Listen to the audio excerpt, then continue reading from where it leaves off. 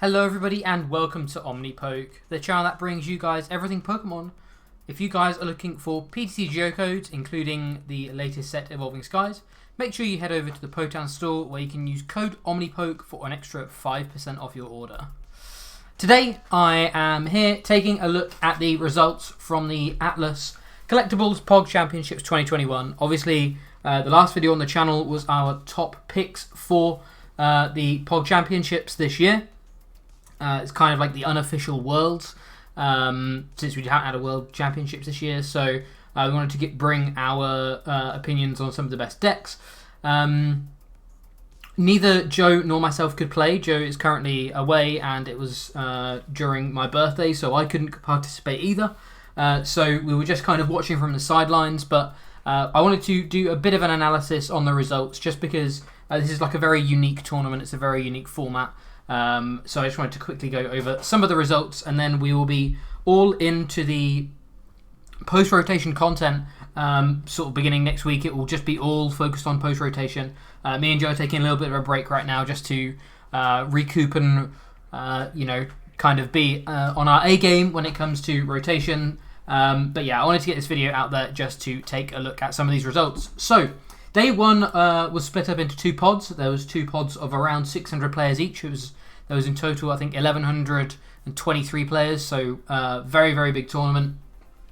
Just wanted to take a brief look over the Day 1 metagame for both of the pods. Pod 1 was sort of lunchtime EU time, and as you can see, Shadow Rider Calyrex was by far the most popular deck, with 13% meta share. Zacian Luke Metal coming in second. A couple of there was a lot of talk about these two archetypes, and I really do think they showed up in droves. Urshifu and Teleon third. Ice Rider variants, some Ice Rider variants are kind of lumped into Suicune as well, which would actually push them all the way up to second if we had those all together. In fourth, and then ADP Moltres in fifth. So 5 archetypes we're fairly familiar with, 5 archetypes that didn't change too much going into Evolving Skies, and to be honest, that makes sense. It's these are decks that people are comfortable with, that people feel they know what they're doing with, and as such, they were able to, people stuck to their guns, which makes sense. So that was one of the pods. We've also got things like Eternatus, Suicune, and Teleon, which when you actually look at it, there are a lot of these Suicune and Teleons are actually just Ice Rider lists, with a slightly heavier focus on Suicune as opposed to Ice Rider Calyrex. We have Mewtwo Weavile, which is kind of like the Dark Box variants, and then there's a couple of Mewtwo decks down here that are kind of also Mewtwo Dark variants, but they're not playing the Weavile engine. We've got some Leafeon, some Rapid Strike Malamar, Welder Mewtwo. So yeah, pretty much everything you kind of expect. Really not many people playing Ray, only 5 people in Pod 1. But yeah, so pretty interesting stuff from Pod 1. Pod 2 was fairly similar. You've got most of the same decks appearing in the top 5. Now, obviously, Pod 2 took place, I want to say, about 6 hours after Pod 1. So people were able to adapt their lists a little bit based on the Pod 1 metagame. They were able to maybe pick up some lists that people had been playing, had been trying out for the metagame for Pod 2. So that's why the sort of the rates are a little bit different. You can see Eternatus actually jumps right up. It was down like 6th or 7th place, but it actually jumps up to 3rd for Pod 2. It's got a good Shadow Rider matchup, and it had a fairly good, I feel it was fairly equipped for Luke Metal if they were playing the sort of the Weavile engine. So yeah, I can see why Eternatus in the second pod was far more popular. Urshifu and Teleon up into second. I didn't show the winning percentage. You can't quite see the winning percentage, but both for both of the pods, the Urshifu really wasn't winning very much. Having a bad Shadow Rider and a bad Luke Metal, I'm pretty sure is what secured that. At least in Pod 1, the top two most played decks were both negative matchups, or like not positive matchups. They were difficult matchups. So yeah, I think that's, and fairly similarly here, I think that's kind of just what put the nail in the coffin for Urshifu for now. I do think it will be back in droves, but yeah, it didn't do too well in the first couple of days, in the first couple of pods at least, and then yeah, similar sort of decks you can see going on here. We've got the Ice Riders, we've got the Suicune Inteleon version, we've got Luke Metal, we've got the Mewtwo variant, fair few Desies, a couple more Leafeon Inteleons, a couple more Rays. So yeah, pretty standard stuff. That then translated to the following conversions, and there's only a couple I really want to point out here. So I think there was a total of 183 players qualify from day one, along with 7 invitees. So there were 190 players in day 2. So yeah, I think the numbers you should really look out for are the decks that had more than sort of 30 to 50 players. That's 3 to 5% of the overall, roughly slightly below 3 to 5% of the overall meta share. So we've got Shadow Rider Calyrex with a 21% conversion rate, Luca Metal with a 30.1, Mewtwo and Mew with a 26.6, Eternatus with a 15, and then the only other one, or the only other couple that I think are worth pointing out are Ice Rider with a 12.05. I think Suicune you can kind of lump into this as well, but Suicune putting it up to the 16, and then ADP Moltres with a 15% conversion rate. So that was the majority of the sort of the well-placing high-played decks. Rapid Strike Urshifu, as you can see, really did not do particularly well. It's only a 6% conversion rate of 115 players. So yeah, really not a great day for Rapid Strike. Another couple of interesting, fun ones to point out. Sableye Inteleon was 100% conversion rate. The 2 of 2 players made it. 2 players playing Pikarom managed to make it as well. So yeah, really, really interesting stuff. You can also feel free to check this out. This is PokeStats or PTCGstats.com. You can see the breakdown of the players' nationalities. So that all culminated in the day two POG Champs, which is basically like the equivalent of Worlds Day 2, right? In this scenario. And you can see the meta share. So obviously people could people could change their deck between day 1 and day 2, so you can see there's a bit of a variation here. Shadow Rider Eternatus still most popular. I think that makes plenty of sense. Shadow Rider still is just, I think, the best deck in format, or at least one of the best decks in format, and Eternatus is a great counter to that, as well as the ever so popular Zacian Luke Metal from the day before. Leafeon got a lot more popular going into day 2.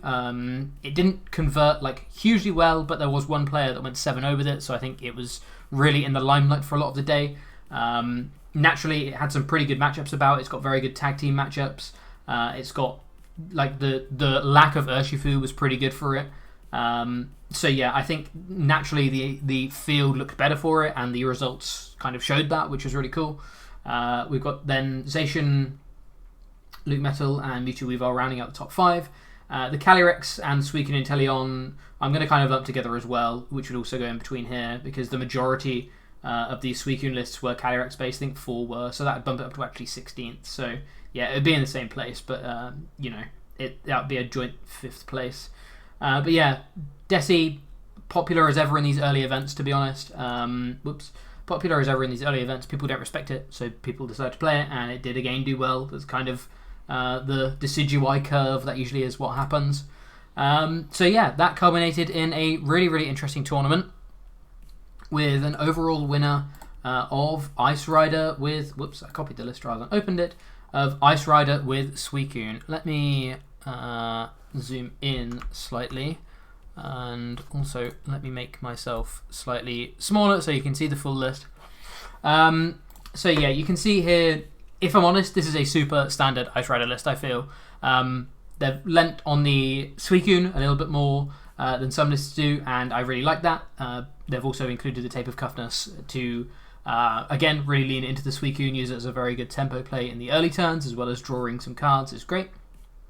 But other than that, there's really not too much to say. I think the list is fairly simple. It's got slightly lower counts of Melanie and maybe Research or Mining than I'd like. Only 7 supporters. Does scare me a little bit, but with the Inteleon engine, it's usually fine. And obviously you've got a little bit of additional card draw here and there from Suicune. But yeah, the list is pretty standard, to be honest. A couple of points of note, like I said, the Cape of Toughness, because we're leaning on the Suicune in the early turns a little bit more than some other lists. We'll see a couple of other lists maybe favour the Ice Rider stuff, but I don't mind the heavy Suicune personally. The one Wash Water is really interesting. It's been a while since we've seen a Wash Water in a deck. Dark Moon GX from the Umbreon and Darkrai GX that's in a lot of these dark-based builds was really quite popular on day one and has again had a bit of a cult following throughout the tournament. So the Wash Water really gets around that, because Wash Water means that you can't be knocked out by their GX attack, which is really nice, because if you're not prepared for it, or if you're able to secure it on your main attacker, it means that they can't really sort of KO an Ice Rider for 3 prizes or whatever. They have to, maybe go for an Inteleon or something, just to try and stop you from using trainers. And Ice Rider already has a very, very, very good answer for dealing with things like Umbreon Darkrai, because they're just 10 damage short of being able to one-shot them with Max Lance anyway, so they're just one Inteleon ping. So, it's like a nice little insurance policy. I don't think it's probably not 100% necessary, but I think it makes the matchup very, very... Well, it completely locks out an option for your opponent, which is really cool. So yeah, I really like this list. I've played around with it a little bit on stream this afternoon, and despite some really terrible misplays on my part, the list did feel good. I would like to see more switching options, is the one thing I will say. One rope and one net is very, very scary to me. I would like to see maybe a balloon, or at least a balloon, and then maybe a switch or something as well. But alas, it didn't necessarily need it. We ended up getting first. Well, the player ended up getting first in this list, so maybe didn't need it. But I personally would like to see a few more switching outs, as well as I just want to see things like 4 level ball, 4 quick ball in an Inteleon engine. That's just me personally. It's not, I guess, a necessity. Now you have extra draw with Suicune and stuff, but I just think I would maybe chop some of these one-offs, like the rope, the net and the scrapper, just to try and bump up the quick ball and the level ball, and try and round out I'd maybe change these more situational cards for things like air balloons personally, but again, that's just me. The list did really well, and I do still, regardless, quite enjoy it. So yeah, that was the first place list. Second place was taken by one of these Mewtwo's, one of these dark Mewtwo's that is all in on the Moltres engine, trying to accelerate energy rather than trying to use Weavile and a variety of different dark attackers. Basically, this is just like Mewtwo box. I think Joe and I kind of expected Mewtwo to potentially do well, but we thought it was going to be a welder-based variant. I think we had it at like 6th or 7th on our top 10 list. So we were kind of aware of the existence of Mewtwo, but I think we kind of expected a welder-based deck with something like Umbreons as backup. This was just straight up like old-school Mewtwo box, a bit like the once per turn attachment, but obviously we have Moltres plus E-switches to supplement the just attaching for turn, so it's kind of like 2 attachments per turn. But yeah, this is like old-school Mewtwo box, to be honest. We've got a variety of different attackers. We've got the ADP to push all of our Pokemon that we're hitting for weakness up to be able to one-shot them. So things like Moltres and Mewtwo can definitely be one-shotting things like Urshi and Shadow Riders, which is great. We've got the Greninja and Zoroark for just some like secure damage, which is cool.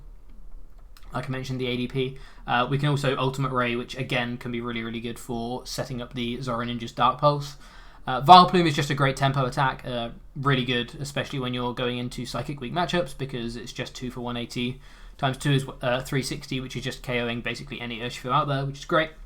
Mawile, again, a really, really nice option for Ice Riders, as well as just being able to sort of fall back on the whole Gust 2 prizes plan if you're just going down the ADP Ultimate Ray route.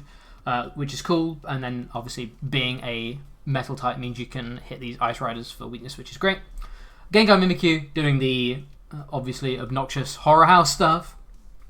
Oricorio for some additional draw, and Greninja respecting Decidueye, respecting Luke Metal, trying to cut through all of these awkward sort of damage reductions and immunities and stuff like that, and just make sure we can shore up some of those matchups, which again I really like, especially in combination with a couple of Malolana. It means that Luke Metal kind of has to really be aggro and take you to town tempo wise, which you don't mind, and Decidueye between Greninja and Double Malolana, Decidueye should be hopefully not too bad either. So really, really teched out for everything you need, and a really cool list to see.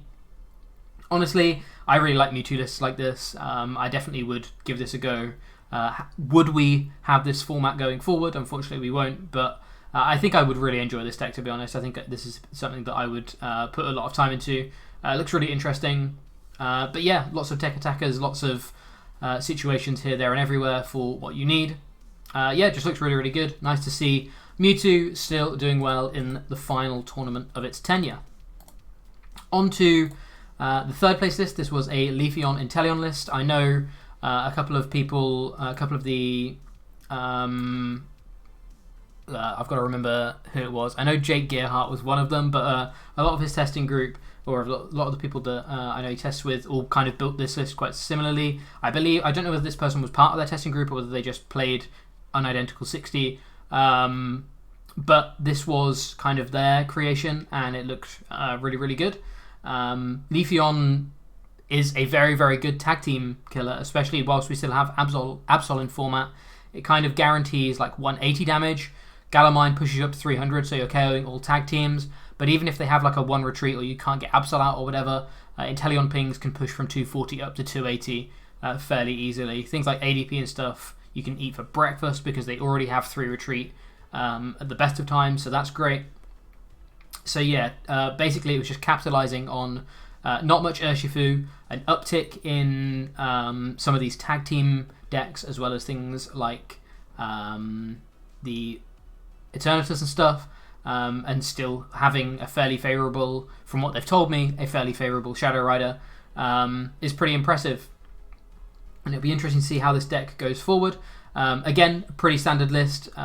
Slightly light support account, personally, for my liking, but again, with Inteleon, you can really get away with support accounts like this, which is cool. The Echoing Horn, I've been informed, was primarily for the Shadow Rider matchup. Basically, from what I understand, the majority of the time in that matchup, it was just kind of really punishing Gengar Mimikyus that would come down. So that was, from what I've been told, like I say, the primary reason for that. But yeah, again, other than that, I think this is kind of the bare minimum kind of ball search I'd want to play. It feels like because you have so much tempo from greening cells, you kind of can naturally just draw into the Inteleon line here and there.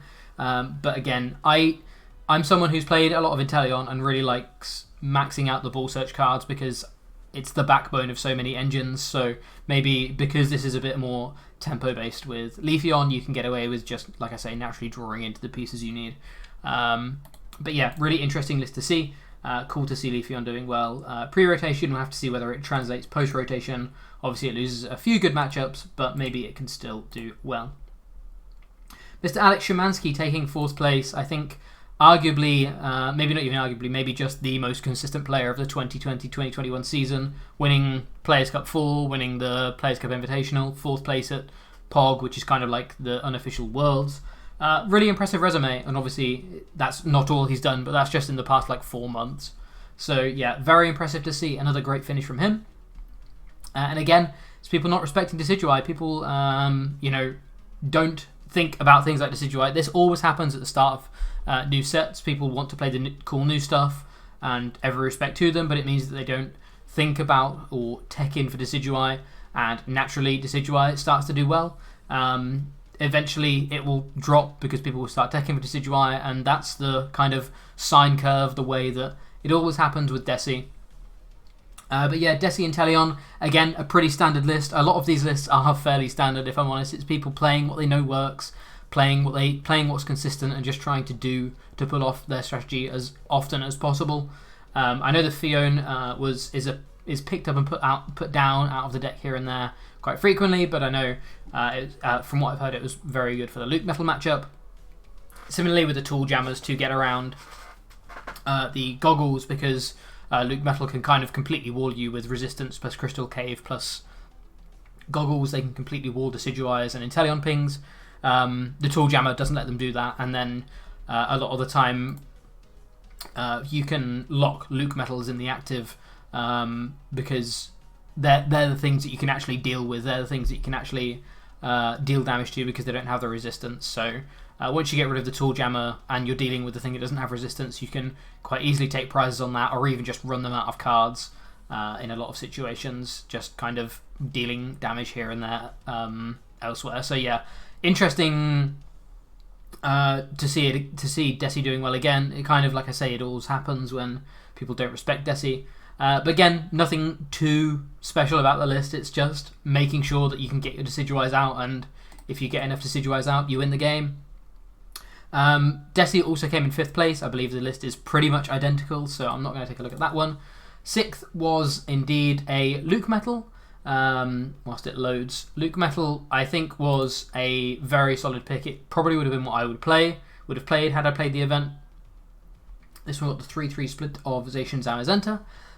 Gone for a Tag Call engine, the Heavy Malolana obviously to really try and force the opponent out of the game. We've got the 2 Crystal Cave as well to supplement that healing, as well as the goggles. I'm not 100% sure what the Parasol was for. I'm assuming it was for Dark Moon GX, because again, this means that they can't just Dark Moon to take 3 free prizes and get around all of your damage reduction and stuff, but it may have been for some other stuff as well. But I think primarily it was for Dark Moon. There's also an Avery in here. Obviously Avery is good at getting rid of stuff off of Eternatus's bench, as well as getting rid of like spare Sobbles people are trying to greed out against you and stuff like that. I don't know whether it was in here for anything other than that, anything specifically. I don't know how useful it was. But interesting to see Avery in a top 8 list. I'm still personally not a fan. I don't know how much Avery helps now that Eternatus builds are basically purely Weavile, which has a lot more outs to Zamazenta than the old lists did, with just like Phoebe and Palpad. So I don't know how much Avery even helps against those matchups. So I don't know whether it's perhaps something else. But yeah, interesting to see regardless. And yeah, other than that, again, just high council stuff. Only 3 Sorcerer is very interesting. We're not as aggressive as a deck. We're not as aggressive of a deck as some of the other metal builds. So I get why Sorcerer is less useful. But I think Sorcerer is such a powerful card.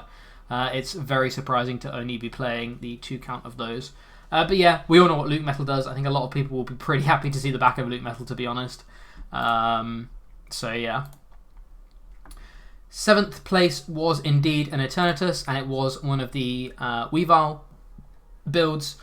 Basically, again, just capitalizing on the fact that we need more outs to a variety of different things, as well as just being able to, I think having access to Dark Moon is incredibly powerful. It can just straight up win you 3 prizes, take 3 prizes on a VMAX, which obviously Eternatus can't do, being capped at 270. So that's really good. It means that Eternatus can kind of make tempo plays, go for tempo attacks here and there to take the first 3 prizes, and then you can close out the game with the Dark Moon GX, which is cool. You can kind of get 4 energy out of nowhere with Moltres plus attachment, so you don't even need that many energy on board already. So yeah, I do like the addition of the Dark Moon, and obviously that's all because of Weavile. This all works because of Weavile. We've got the 2 Cheryl in here as well. It lets you play Cheryl to really kind of go down that tanking route if you want to. I don't think there's going to be many matchups you're really doing that in, personally, because I feel like with the addition of Dark Moon, a lot of the time Eternatus just looks to be a tempo card or a tempo deck to try and take a 2 prizer, then a 1 prizer, and then win on a 3 prizer. But maybe not. Maybe I need to play around with this list a little bit more. I do really like the addition of the new Moltres, though. It's also a bit like, it's kind of an additional out for Desi as well, but it does get return carried pretty easily, but at least you have another out. I'm not sure this list beats Desi convincingly, but I do think it beats Luke Metal fairly convincingly, because you have double Moltres plus the new Moltres plus the GX attack from Darkrai and Umbreon. So I think even though you're not playing the Phoebe Palpad package, you don't need to. You're playing Palpad, I guess, but you're not playing the Phoebe, you don't need to with this build. But yeah, again, other than that, just hyper consistent, lots of ball search. Losing Calm is really going to hurt this deck, and it's cool to see Weavile being the optimal build now, or the most popular build, because I think it is the more interesting build than just the old school like Crobats and 4 Zigzagoons and a couple of Hoopers. I like that we're able to play a Moltres and an Umbreon and stuff. It's pretty cool. And then finally, rounding out top 8 was indeed one of these dark box lists, which is pretty interesting. Again, this is kind of like you take out the Eternatus package, you add in the tag team package, and you just slightly change the support account around.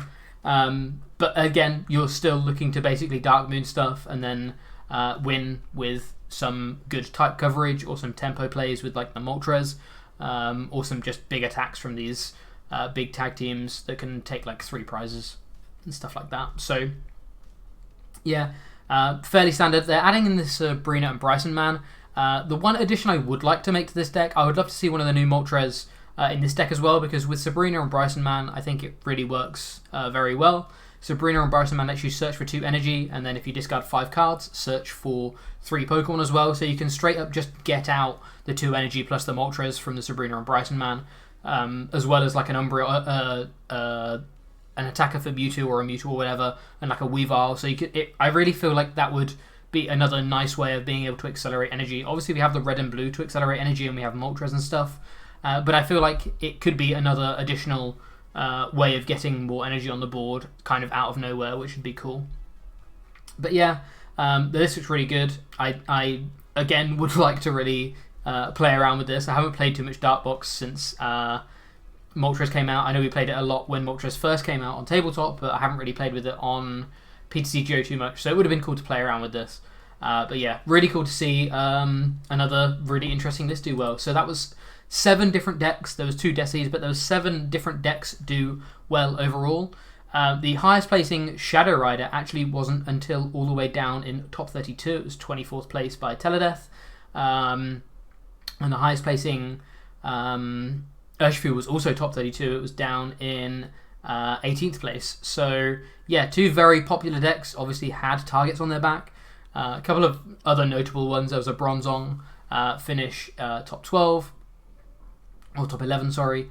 A couple more Leafeons. I believe Leafeon was like the most played, excuse me, the deck that made the most top 32s. 1, 2, 3, 4, 5, 6, 7, 8. Yeah, so it made the most top 32s. So Leafeon had a really good conversion rate for the day.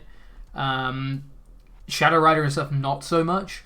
But again, popularity kind of can change that a little bit. But yeah, very interesting tournament. It's a shame to see this format go. I think it would have been an interesting format to explore, but alas, it is time for post-rotation. But yeah, it would have been a pretty interesting format to explore. Regardless though, thank you very much for watching. Hopefully that explains some of the card choices, and you get a bit of an insight into some of the lists that did well this weekend.